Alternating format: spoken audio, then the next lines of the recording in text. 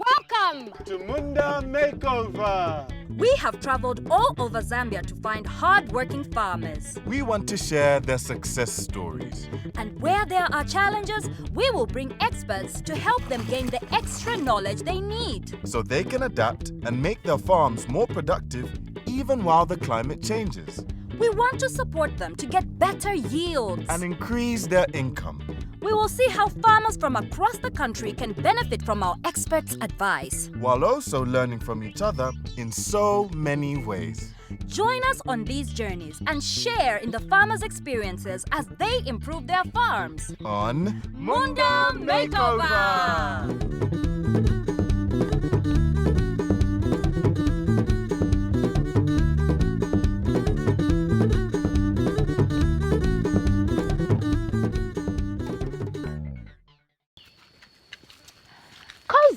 How many times have you found yourself believing something that wasn't true? Many times, Kachanana. And what caused you to believe that? I heard from someone who heard from someone who heard from someone. Wow, Kozi. Yes, and usually when you get it from reliable sources, you don't question it. Well, this week we're visiting a farmer who's going to help us dig for the truth. And we promise it will be reliable. Let's go meet them. Today, we're in Bwalya Yohahne, Kasama, in Northern Province, and we're visiting Thomas Chisulu. Thomas grows cassava, maize, and groundnuts. Adini kuno. Hello. Welcome. Hello. Welcome. Thank you. How are you? We are fine. You are welcome. Thank you for coming. My name is Kachanana and I am with my friend. My name is Koziani. And my name is Chisulu Thomas. We meet Thomas Chisulu, his wife Jennifer, and their 4 children. Thomas tells us about the challenges to his farming due to climate change. Jennifer tells us about the time and effort it takes to cook using firewood. I just use firewood. I have found it to be easier to use firewood. Sometimes I use charcoal if it's cold, and you want to keep yourselves warm. I think there is something we can do to help you. We know some experts who can come if we tell them that we have farmers who grow crops that we all eat, so that they can help you to improve your farm. Can you be happy if we brought them? Oh, I can be so happy if we assisted in such a manner. Oh, that's understood. So what we will do is we will go and talk to them, explain all that you have told us, the challenges you have, and then we're going to come back them to discuss on solutions available to improve your farming. How is that? Yes. So we will be back, mister. Thank you for coming. Mr. Chisulu will be back soon. Okay, bye. Okay. The impact that our daily activities have on the environment is great. Many Zambians still use firewood and charcoal for cooking and heat. We may think that this is cheap, but in the long run, we will realize just how expensive this is. Knock, knock. Knock, knock. Who is home? Come in. Welcome. What's happening here, Mama? Here, I want to cook shima. Nshima. So you cook one meal at a time? Yes, I cook one meal at a time. No, I'm not happy. I think I can show you some item that you can love. That would be great. So get up. Let's go and see. No. We will not carry the pot. We will see what we will do right there. Yes, let's go. The Chisulos are passionate about conservation, but as they do not have electricity, surrounded by trees, the immediate fuel source is firewood and charcoal. Precious Piri from Mex will show Jennifer a different fuel source that will be cheaper and healthier. Please tell us a little bit about what we have on the table here. Okay, so this is an LPG stove, a gas stove. What are its benefits in comparison to charcoal and firewood? One of the most important benefits is that it is a clean fuel. The LPG gas stove does not produce smoke when burning. That means that you and your family's health are not at risk. Unlike firewood or charcoal, there is no wastage. Once you're done cooking, you can turn off the gas stove. So if you want to cook, what do you do? How is it done? When we want to cook, we look for matches and start the fire, with firewood already put where we want to cook from. So in the future, you will find that the more you cut down trees for firewood, the longer the distances you will be going fire in Kunia, because even the trees nearby will finish, which is going to be bad for you, even as a farmer, isn't it?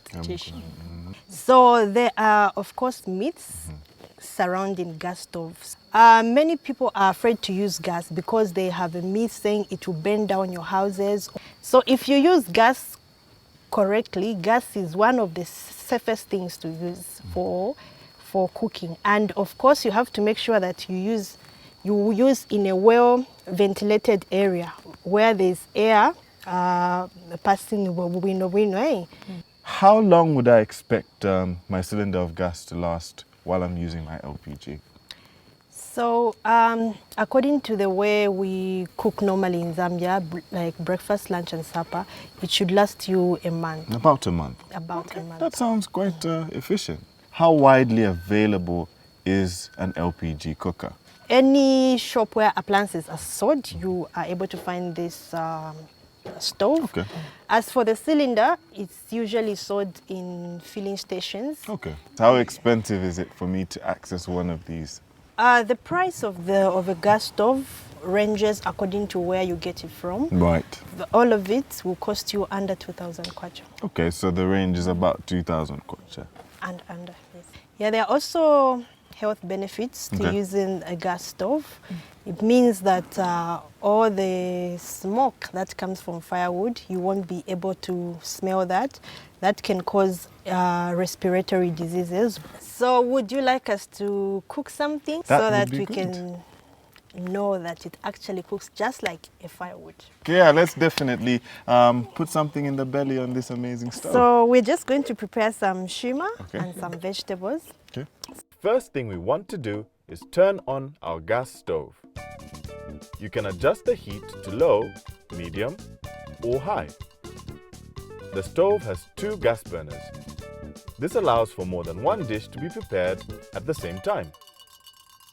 Precious will be cooking vegetables and Jennifer will cook nshima. So, madam, we are cooking 2 dishes at the same time. If you were to cook over firewood, would that be possible? I would have made one place to cook from. There you go. Now you're cooking 2 dishes at the same time.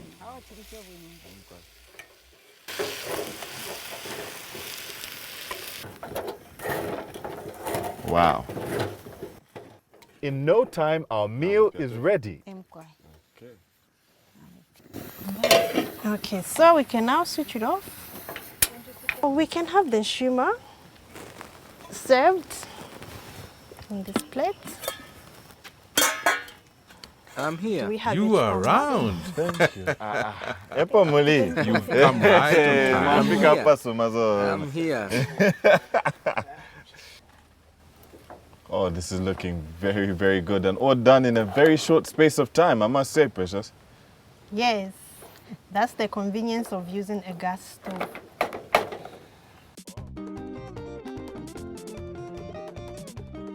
Makes sense? Let's break it down to the details. A recent study by MEX showed that using charcoal will cost you 2 kwacha per day or 60 kwacha a month. Using the LPG gas stove costs much less as the gas will last longer than firewood or charcoal. The LPG gas stove is clean fuel, which means it is good for the environment. The one-off cost of a gas stove is just under 2,000 kwacha. The gas cylinder costs 250 kwacha and will need to be refilled after long periods of use. The LPG gas stove is locally available at any home appliances shop across Zambia. We will no longer be going to look for firewood as much to prepare a meal. Instead, I will just collect and use it for warming water, but in times that we are experiencing rains. I will be using the stove instead. Have you felt that the weather has been changing? Perhaps the dry season seems hotter. Rains are too late, too heavy, too little, or don't come at all. You see more pests and diseases on your Munda. All of this can lead to fewer yields. This can be due to the impact of climate change. Conservation agriculture, or CA, is a good way of adapting to these changes. The three main principles of CA are mulching, crop rotation, and minimum tillage. In this episode, we will look at mulching and minimum tillage. Zambian farmers are adapting to climate change. Maurice Kalumbi from the Ministry of Agriculture is here to tell us more. We are into what is known as climate change now. Like last season, the rains that normally come in October and November started on 1st January. So meaning climate is changing. Right. So we are introducing CA because it's a climate smart agriculture. Yeah, these are an example of good agriculture practices. Okay. Yes. So what we want to do is to conserve moisture. Moisture. Yes. Okay, on the ground. And then we don't want to disturb the soils. Okay. If you look at the soil profile, if maybe you're digging a pit, you find that the topsoil is dark, is black, and then the colors keep on changing. So what that tells us is that the topsoil is fertile. Right. And we want to take advantage of that. That's why we plant it right in the topsoil when we use CA. Most farmers fully plow their land and plant their cassava rows. But planting the crop on mounds is a much smarter way of farming it. The topsoil provides the nutrients and minerals your plants need. When we weed there, we don't throw away the weeds. We leave the crop, the weed residues there. Okay. Why? Because we want to conserve moisture.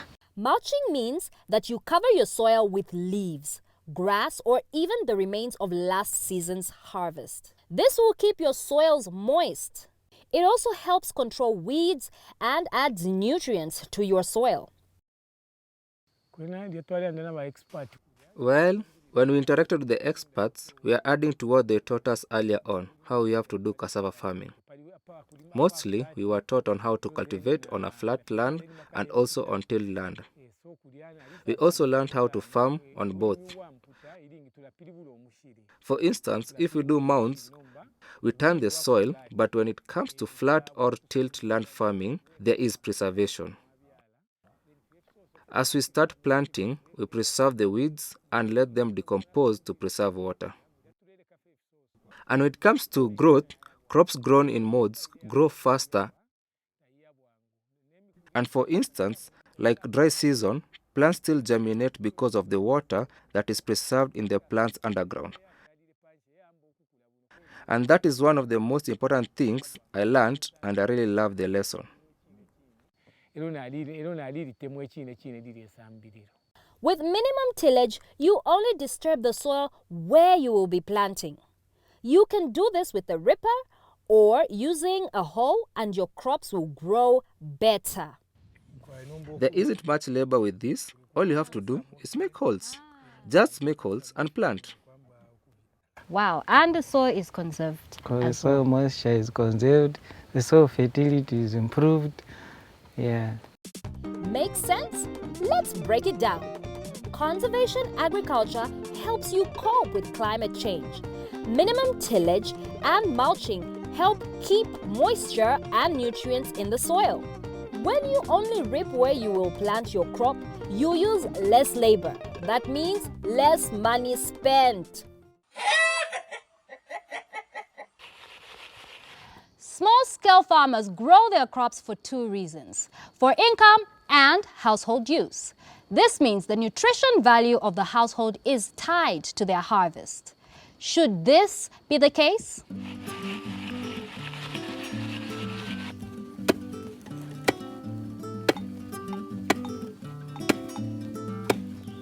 I want to share with Jennifer a solution to her family's nutrition challenge. What work are you doing? What are you doing in this? I'm pounding cassava. Okay, interesting. So, how is the nutrition here? Where do you get the food that you're eating? We eat food from our farm. When things are not okay at the field, let's say the rain doesn't fall and the harvest is low, does that mean your house is affected in the way that they feed? It's quite a challenge. Well, Mamayo, I've got an idea for you, and I think it's something that can help you. So, I have an idea. Let me show you. We made something like this. Come, let me show you. Look. Earlier, I met with Mate Namukolo from the Ministry of Agriculture to see an innovation that is funded by the Food and Agricultural Organization through a project called the Scaling Up of Nutrition Program. Mate, there are kitchen gardens, you know, ordinary kitchen gardens which are not as elevated as this one. They're just on the ground. What is the difference between that kitchen garden and this one? The advantage of this, or the uniqueness of this is a permanent structure. Okay. Meaning, in as much as you can see, these are the beans leaves. After harvesting, they will just come again and fill this, because usually the layer which you are seeing here, it goes down because of the decomposition process which is happening down there. Building the Keyhole garden will require a space near your home, preferably closest to your kitchen. To build it, clear a circle of about 2 meters across. The circle outline of the garden is then marked with stones all the way round. From the center, draw an entrance to the garden measuring about 120 centimeters in the shape of a V. 4 corner posts to create a basket at the circle's center. In this way, organic waste can be added to the basket through the growing season to provide nutrients to your vegetables. The first layer is covered with soil that gives nutrients, dry grass to hold moisture, and wood ash. Every layer should slope downwards from the basket so that water can flow properly into the soil. A final thick layer of moist soil and dry manure is added on top. We then mulch the garden and make planting holes for our vegetables. Plant the vegetables in a zigzag pattern in a triangular shape. The Keyhole garden uses little water compared to crops grown in your field. The garden will provide food for your family throughout the year. Has this Keyhole garden made your life easier in any way? It has made things easier. Instead of going to irrigate at the garden, which is far. When we come back from the field tired, we just reach home, put down what we have carried, put water for shimmer, and come here to get vegetables. Then you go and cook, instead of going that far. What vegetables do you recommend a person should be able to grow in here? We encourage vegetables like bondwe, rape, Chinese, carrots, and onion. Onion is not easily attacked by pests. So when we put onion like this, which means it's also protecting this, because of the smell, the pests they can't come to attack onion. So mostly we always have onion in the middle so that it acts as a companion for these, because we really don't want to put any chemicals. Yes. Wow. This is definitely new to me. I've never seen anything like this. So really, Mate, thank you so much for sharing this information with us, and Clementina as well. That garden is very important to me because when we plant, it sustains us for some time. We will be getting healthy foods from there. The children won't be getting sick due to lack of proper food.